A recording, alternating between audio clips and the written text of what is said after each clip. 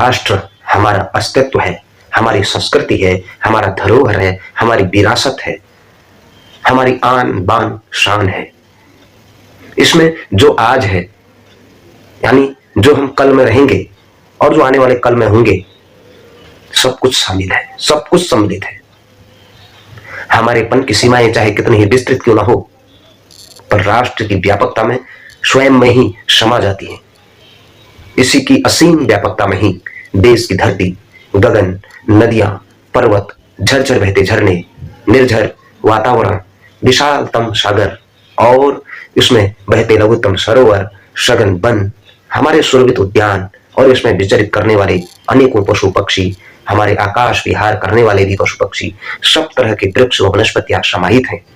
हमारे प्रांत, शहर, अनेकों भाषा वर्ग में बोलने वाली बोलियां, भाषाएं, यहाँ तक यहाँ के रीति रिवाज, हमारे पंथ और हमारी आस्थाएं, परंपराएं सभी राष्ट्र के अंग और अवयव हैं, यानी यहाँ के घटक हैं। इसलिए इनके लिए राष्ट्र से बड़ा कोई दूसरा कुछ नहीं है। भारतवासियों की यही तो पहचान है कि हमारा एक ही परिचय है, राष्ट्र धर्म सर्वोपरि।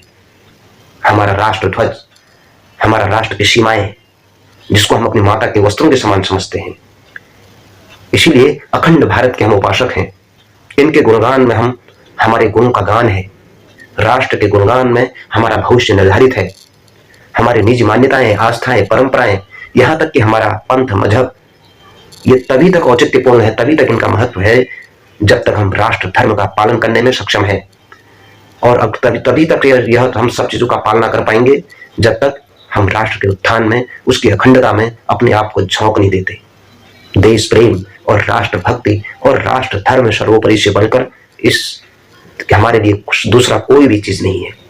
इसीलिए हम राष्ट्र के उत्थान में राष्ट्र की अखंडता और एकजुटता और स्वाभिमान के लिए अपनी निजता को न्यौछावर कर देते हैं।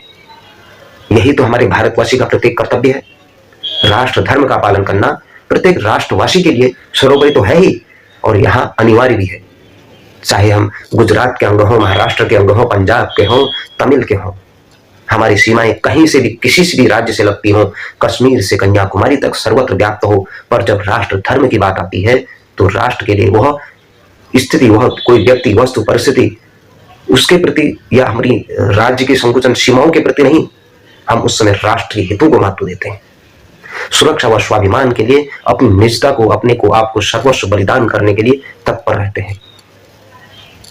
क्यों? क्योंकि अखंड भारत बनाने के लिए आचार्य चाणक्य ने कितना बड़ा स्वप्न संजोया था। उस समय राष्ट्र बहुत दयनीय स्थिति में गुजर रहा था। चारों तरफ राजनीतिक अस्थिरता थी।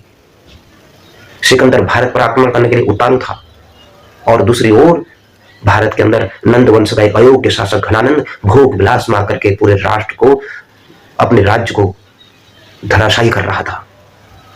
ऐसी विकट परिस्थितियों में चाणक्य ने चंद्रगुप्त को चुना और उन्हें पराक्रम और साहस और ज्ञान का तेज भरा, जिसके कारण से भारतवर्ष में अखंड राष्ट्र की धुनी प्रज्वलित हुई। अपने राष्ट्रीय स्वाभिमान और स्वाधीनता और संस्कृति की रक्षा के लिए आचार्य चाणक्य ने भीषण संकटों का सामना किया।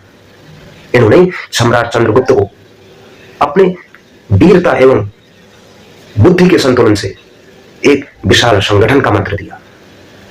आचार्य चाणक्य का मानना था कि जिस राष्ट्र में पराक्रम और वीर योद्धा और शास्त्रों में पारंगत जो अपने वीर पुरुष हों, उस देश के अंदर आध्यात्मवेत्ता, सज्जन शक्ति युक्त विद्वान हो, तो वह राष्ट्र कभी भी पराजित नहीं हो सकता।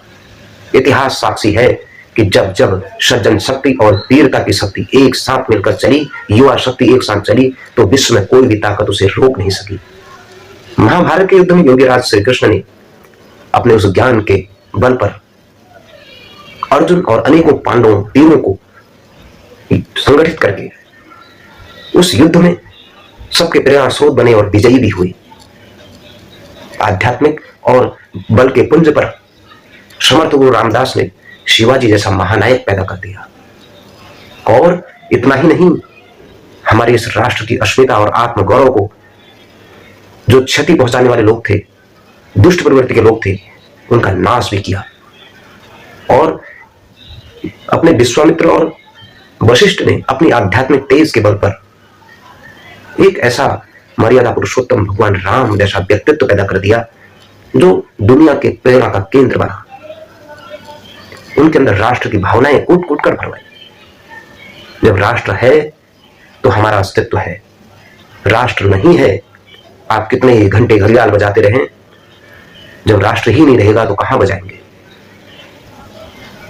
हमारे मंदिर, हमारे देवस्थान, हमारी संस्कृति, हमारी धरोहर, हमारी विरासत, इस देश की सज्जन शक्ति, युवा शक्ति, आने वाली पीढ़ियां तभी सुरक्षित हैं जब हमारे पास राष्ट्र धर्म के प्रति, राष्ट्र भक्ति के प्रति, इस देश के स्वाभिमान के प्रति सर्वस्व न्यौछावर करने की प्रेरणा हो और राष्ट्र को देवता मानने की, राष्ट्र देवता के चरणों में समर्पण की प्रेरणा हमारे मन के अंदर जागृत होगी। तभी तक हम अपने इस देश की आंतरिक और बाह्य सुरक्षा कर पाएंगे। आइए राष्ट्र धर्म सर्वोपरि माने, राष्ट्र देवता की आराधना करें, भारत माता की जय करें, वंदे मातरम बोले। भारत माता की जय। नमस्कार।